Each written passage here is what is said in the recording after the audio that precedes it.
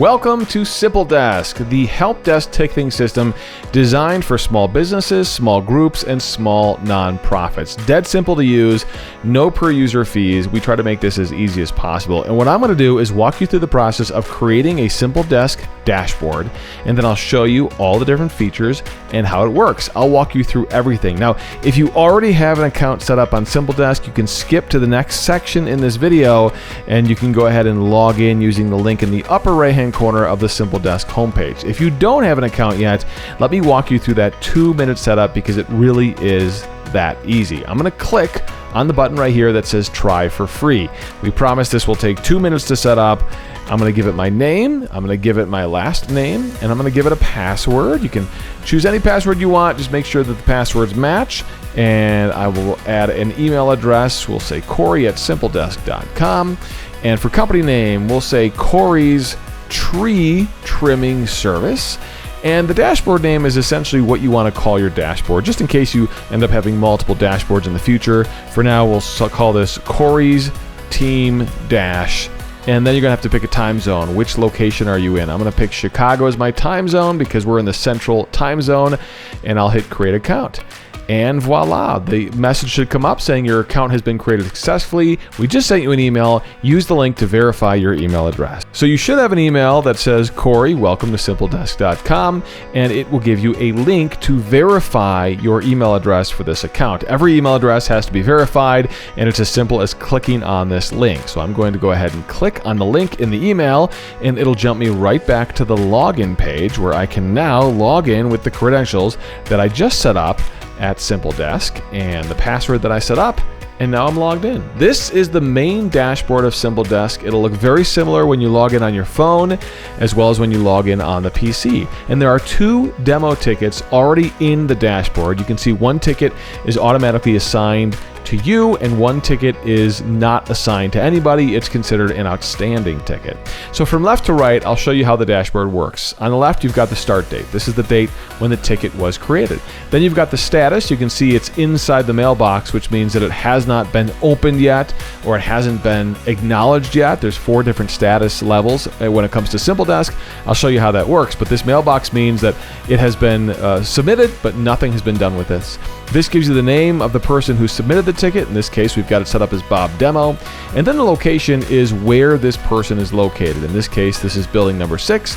And the subject simply gives you an idea of what the ticket is about, network connection issues. And finally, it shows you who it is assigned to, the initials of that person. In this case, it's assigned to me. My initials are CW. And then you can see again, the ticket underneath it is an outstanding ticket, but it is not assigned to anybody at all.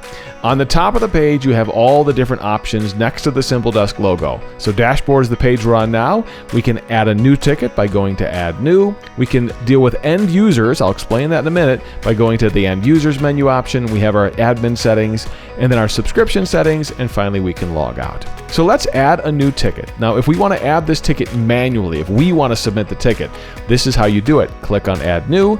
It'll ask you for some basic information to add a new ticket. So in this case, it'll say, what is the person's name? And we'll say his name is Billy Brown. And what is his email address? We'll say Billy@SympleDesk.com. What is his location? We'll say building number 2.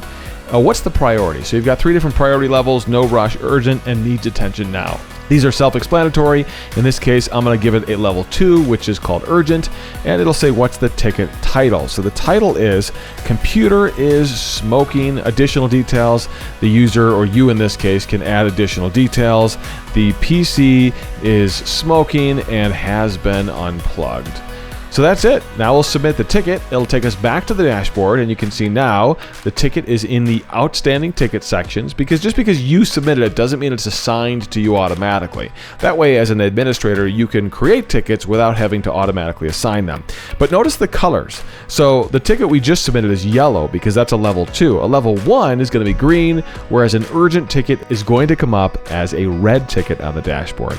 So I want to show you how to deal with these tickets. For example, the ticket we just created. This is this yellow one right here. I will click into the ticket, and now we see all of those details that we just submitted: the name, the location, the email, who it's assigned to, which in this case is nobody, the priority, which is urgent, the status, it's a new ticket at this point, the subject, the problem, and the start date is there as well. And there's also an update log where you can add details as you update tickets, and an option to send an update email to the end user, to the person who created this ticket or whose email address is on this ticket. If you want to, you don't have to. Sometimes you're going to make kind of little simple routine adjustments to this ticket, but you don't want them to get an email every single time. If you want them to get an email, you'll check that box, and then it'll send an email to them saying, hey, your ticket's been updated. Click here to see the current update to your ticket. So I want to change a few things here. I'm going to leave most of the information the same, but I do want to assign this ticket. I'm going to assign it to myself. And I also want to change the status of the ticket to acknowledged, to say that, hey, I've acknowledged this ticket. It doesn't mean I'm working on it yet, but I have acknowledged it. And finally, in the update log, I'm going to add a note here saying, looking into this problem right now.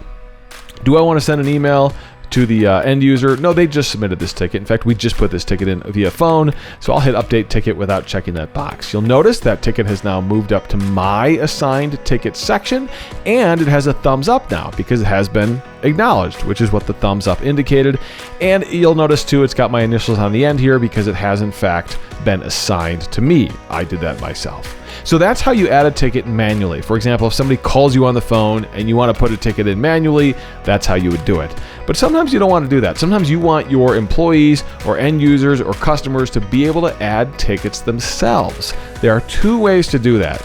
One is by adding those users into your system, and two is by simply giving them the generic link that allows them to add a ticket to your system. So I'll start with the end users option at the top of the SympleDesk Dashboard. We'll click into that, and this is very simple to do. If I want to add a new user and give them a link to be able to access a page to submit a ticket, this is how I would do it. So if you have a staff of 10 or 15 people who you support, if you can add them in here, that way they have custom links. They can save that email, save that link, and I'll show you how that works. So in this case, I'm going to put Betty Crocker for the user here. And then for the email, I'll put betty@sympledesk.com. And now I'll hit add, and that's it. That user has been added. You can see Betty Crocker is now listed here. And more importantly, Betty has received an email. This is what that email looks like. It simply says, hey, Betty, you've been invited to SympleDesk. It gives her a link. She doesn't have a login. Only admins have logins. What Betty gets is a custom link so that she can add a ticket herself. If she clicks on that link, it's going to go into the new ticket creation page. It'll have her name and her email address filled out ahead of time, and she can from there add a ticket very easily. It does not give her any access to any of the administrative features that we're showing you. It simply gives her access to add a new ticket. So she can save that and she can use that link in the future. You also have access to her custom link if you ever need it.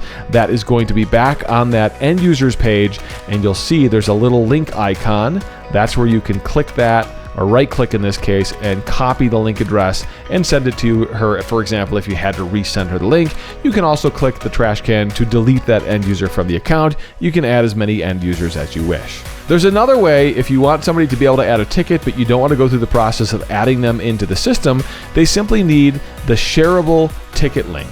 And I'll show you that. That's in your admin settings at the top of the SympleDesk Dashboard.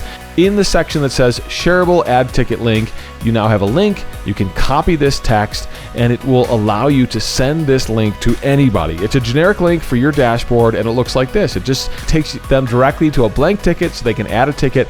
This is great to add this link to your internal network, for example, if you want to share it with the employees, or even your external website. If you want to say, hey, click here, you can add a ticket and request support from us. This is the link that you would put on your website, for example, so people can submit tickets.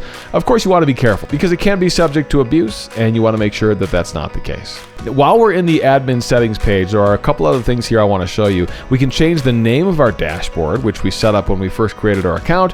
We can change the time zone if for some reason that is incorrect, or if we move our company.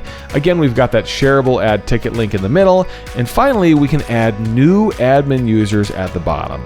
So this is pretty self-explanatory, but I do want to show you how this works. So for example, I'm going to put in a new admin user's name, and I will put their email address in as well.